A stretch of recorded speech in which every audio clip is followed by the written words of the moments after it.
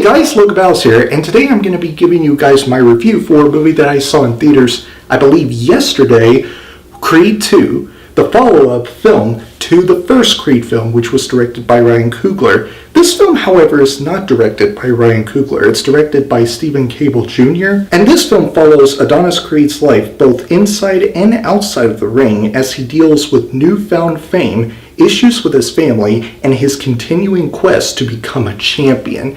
And in order to stay being a champion, he has to go up against this very opposing boxer by the name of Victor Drago, who is the son of Ivan Drago, who in Rocky IV, spoilers if you have not watched Rocky IV, killed Apollo Creed, Adonis' father, in that boxing match. In Rocky IV. This film is excellent. I love Creed 2. It's a great sequel. Now, is it as good, if not better, than the first Creed film? No, but it still is an excellent sequel. It's an excellent follow-up to a film that basically reinvigorated this franchise.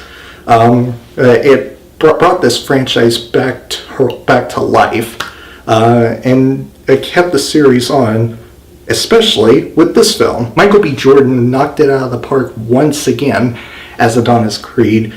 This film has a very compelling story about Adonis Creed, not just going up against Victor Drago, who again is the son of Ivan Drago, who killed Apollo Creed in the fourth Rocky film, but he also had to go through the journey of learning of what his legacy is like and what it's made of, and what he wants to remember it by, or what he wants to be remembered by as a professional boxer.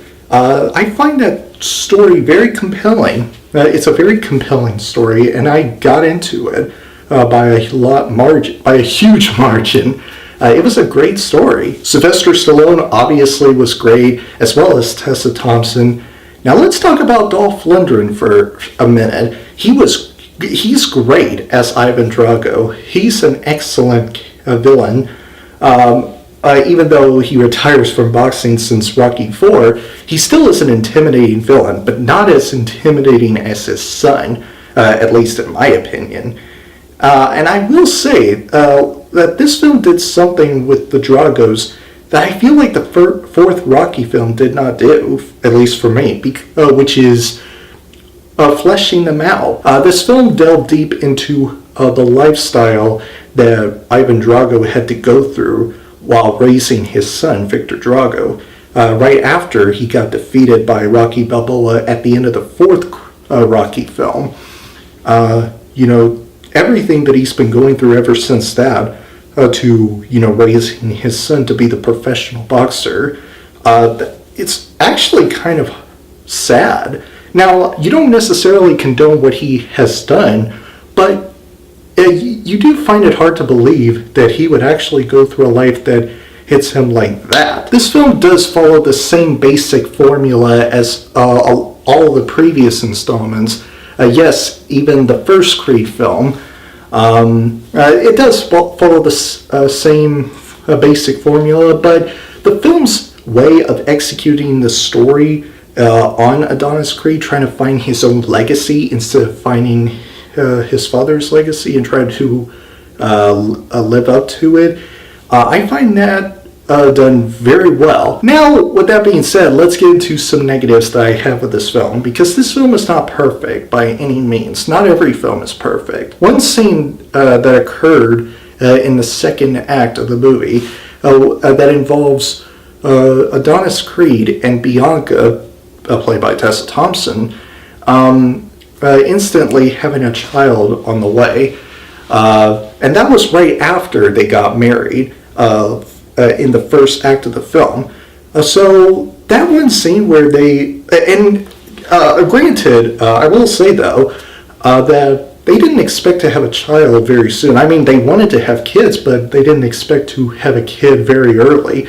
And so that one scene I thought was very rushed. And there were some elements that were put at certain points in the movie that I guess you could argue are used to add the drama within this film, just to give Adonis Creed more emotional punch and more pressure and more stakes to be higher and stuff like that. And I kind of get it, but at the same time, some of those elements I feel like aren't really that necessary for me. But other than that, this is a great film. It might be one of my favorite films of the year. Probably one of my top 10 favorites. I'm not so sure. I'm not certain by it, but I will say it's a really great film that I could just put in my top 10 list if the year has ended right now. But no, it has not. So because of that, and the fact, and so many positives that I have for Creed 2, I'm going to give Creed 2 a gold medal of honor. So anyway, guys, that is my review for Creed 2. I will have a new episode of LBFT, or Logan Bow's Football Talk Season 2, that will be up tomorrow morning or tomorrow afternoon. So stay tuned for that. And also, I said in my review for Creed that I was going to do my reaction or a review for The Sixth Sense today. I said that yesterday, but I didn't get the chance to do it. I'm sorry I didn't really get to do that today.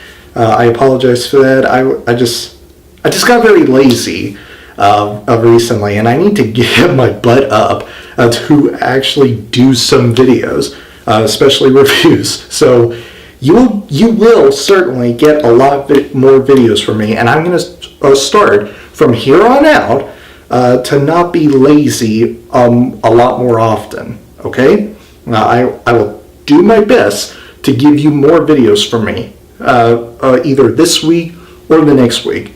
I can promise you that. So just be patient with me. Just bear with me, okay? Anyway, that's it. You will get a review from The Sixth Sense from me tomorrow. So yeah, stay tuned for that, as well as other reviews along the way. If you guys enjoyed my review, please click the like button, and if you have already seen this movie, comment below and let me know what you think of it. If you enjoyed what you've seen here and you want to see future videos from me, please press up there to subscribe and turn on the notification bell, and I'll see you guys in the next video. Have a great week, Bell Squad, and as always, fight the good fight.